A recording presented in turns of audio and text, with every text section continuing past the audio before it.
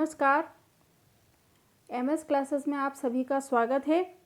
आज हम पढ़ेंगे क्रोचे का अभिव्यंजनावाद।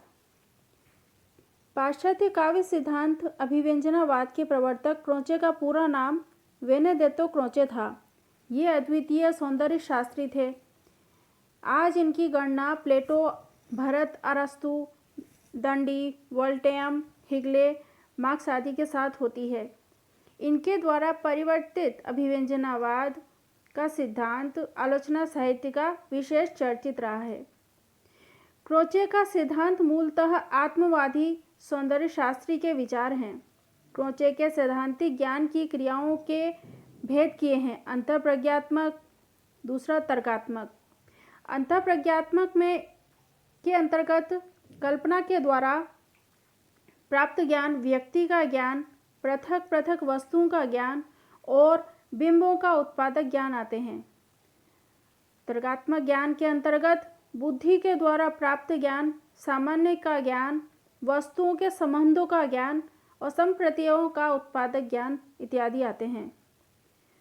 क्रोचे के कला विषयक ज्ञान की आधारशिला यही है कि वह अंतःप्रज्ञा और अभिव्यंजना का नित्य संबंध मानते हैं।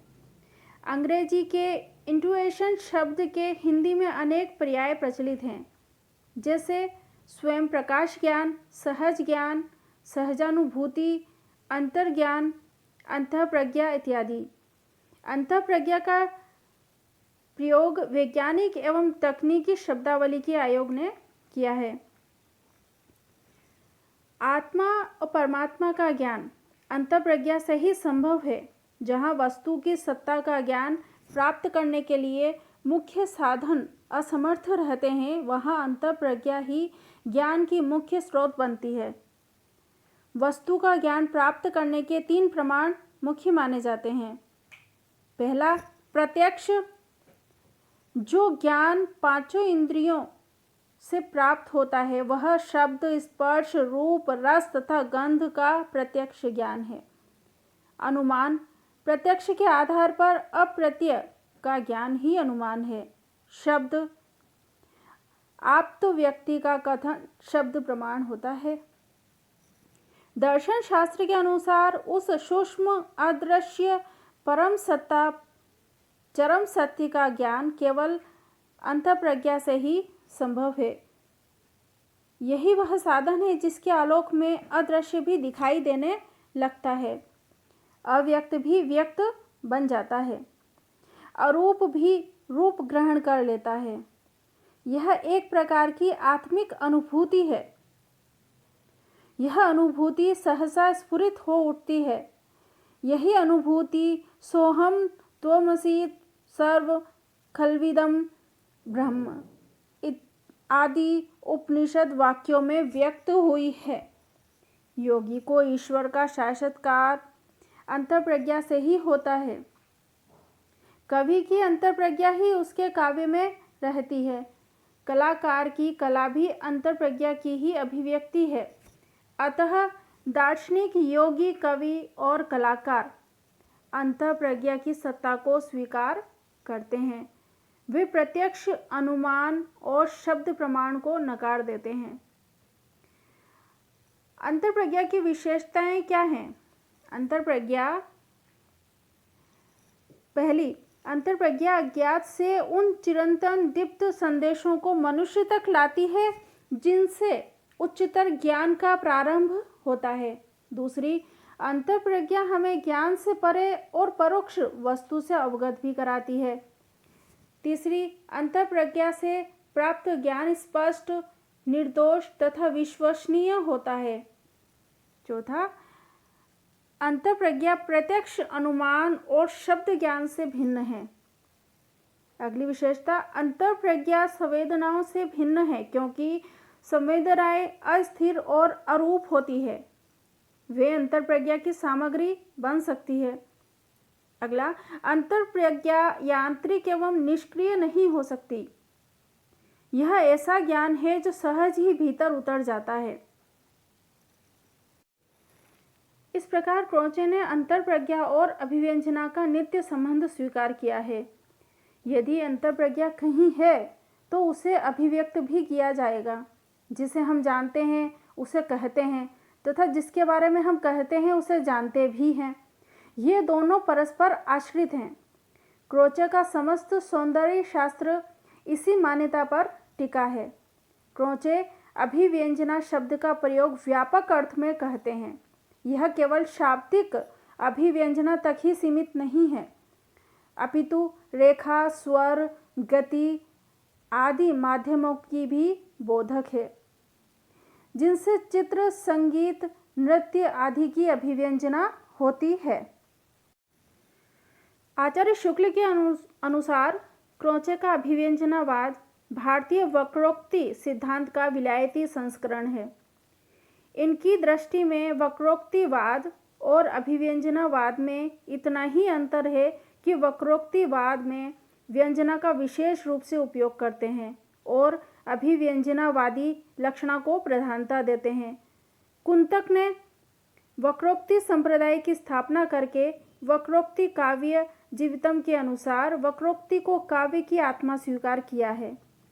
यह संप्रदाय यद्यपि कुंतक के साथ ही समाप्त हो गया, किंतु इसने भारतीय काव्यशास्त्र को अत्यधिक प्रभावित किया। किंतु यदि देखा जाए तो वक्रोक्ति सिद्धांत तथा अभिव्यंजनावाद में पर्याप्त अंतर है। जैसे वक्रोक्तिवाद का उदय और विकास आचार्य कुंतक के द्वारा भारत में हुआ, जबकि अभिव्यंजनावाद का सिद्धांत क्रोचे ने इटली में किया। अभिव्यंजनावाद एक दार्शनिक सिद्धांत है, जबकि वक्रोक्तिवाद पूर्ण रूप से शुद्ध साहित्यिक आलोचना सिद्धांत है। डॉक्टर नगेंद्र भी इस संबंध में कहते हैं, वक्रोक्ति जहाँ कवि कौशल है वहाँ अभिव्यंजनावाद एक आध्यात्मिकता आवश्यकता है। वक्रोक्तिवाद में बुद्धि की प्रधानता के कारण कवि की बौद्धिक चेतना अधिक सक्रिय रहती है, जबकि अभिव्यंजनावाद में कल्पना की प्रधानता है। यह कल्पना मन की सौंदर्य मूलक क्रिया है। वक्रोक्तिवाद अलंकार की सत्ता को स्वीकार करता है, जबकि अभिव्यंजनावाद ऐसा नहीं करता। क्रोचे के सिद्धांत में अलंकार सहज युक्ति के रूप में आता है। अब अभिव्यंजनावाद का संबंध सभी कलाओं से है, जबकि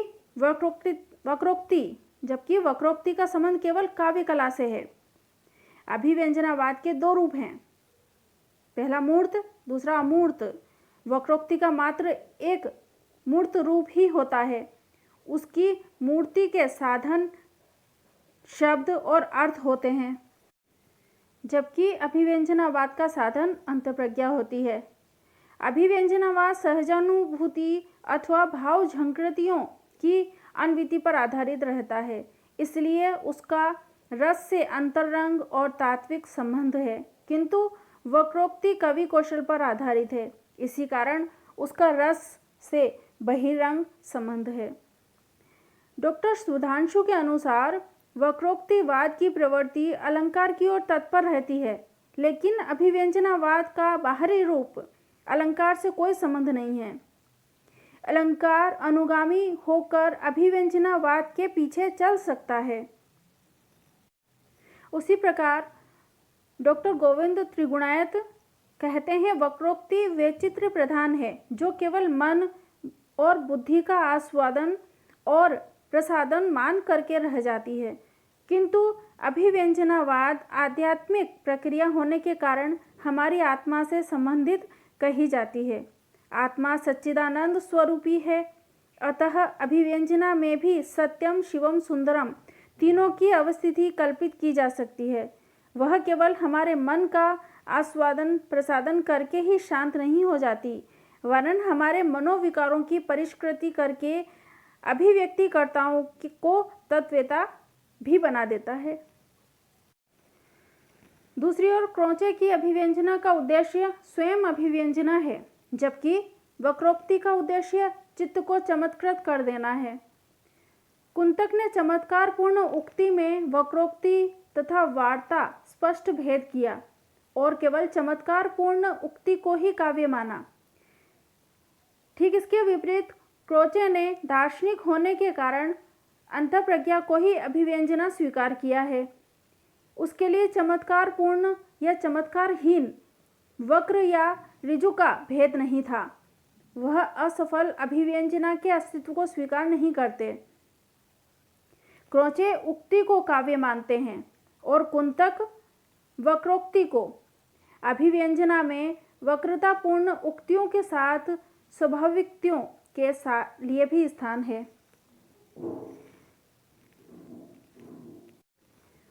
दूसरी ओर क्रोचे ने अंतःप्रज्ञा को काव्य की आत्मा माना, जबकि कुंतक ने वक्रोक्ति को काव्य की आत्मा बताया। अंतःप्रज्ञा ने कवि को प्रयास नहीं करना पड़ता है, वक्रोक्ति के लिए कवि को परिश्रम और प्रतिभा की आवश्यकता है। क्रोचे सौंदर्य और उसकी प्रतिरूप अभिव्यंजना को ही अपना उद्देश्य मानते हैं। वे काव्य का चरम उद्देश्य आनंद को नहीं मानते। आनंद तो अभिव्यंजनावाद का सहकारी है। काव्य रचना का उद्देश्य अभिव्यंजनावाद ही है, आनंद नहीं, जबकि कुंतक आनंद को ही काव्य का उद्देश्य मानते हैं। क्रोचे के अभिव्यंजनावाद में विषय वस्तु गौण होती है। कोई भी विषय जो कवि के मानस में बिंब अंकित करे या काव्य का या अभिव्यंजना का विषय हो सकता है, जबकि कुंतक के विषय वस्तु को पर्याप्त महत्व दिया है। अभिव्यंजनावाद में नीति अनीति का विचार ही नहीं उठता, जबकि वक्रोक्तिवाद अपनी परंपरागत नीतिवादिता को नहीं त्यागता। प्रारंभ में वक्रोक्तिवाद शब्द या अर्थगत चमत्कार के स्थान पर रस को प्रिय मानता था, किंतु बाद में चमत्कारवादियों का ही संप्रदाय बन गया। इसी प्रकार अभिव्यंजनावाद भी कलावादियों के हाथों में पड़कर वाग्वैदग्ध्य और चमत्कार का आधार मात्र रह गया। इसके विपरीत इतनी असमानताएं होने के पश्चात भी कुछ समानताएं भी हैं। कुंतक और क्रोचे दोनों कलावादी आचार्य थे, अतः दोनों में अभिव्यंजना को ही कला का प्राण तत्व माना। दोनों ने काव्य में कल्पना तत्व को महत्व दिया। दोनों ने अभिव्यंजना को अखंड माना। दोनों ही अभिव्यंजनावाद की श्रेणियों को स्वीकार नहीं करते और दोनों ही के अनुसार अभिव्यंजना कम और अधिक सफल नहीं होती, अपितु वह सफल भी हो जाती है।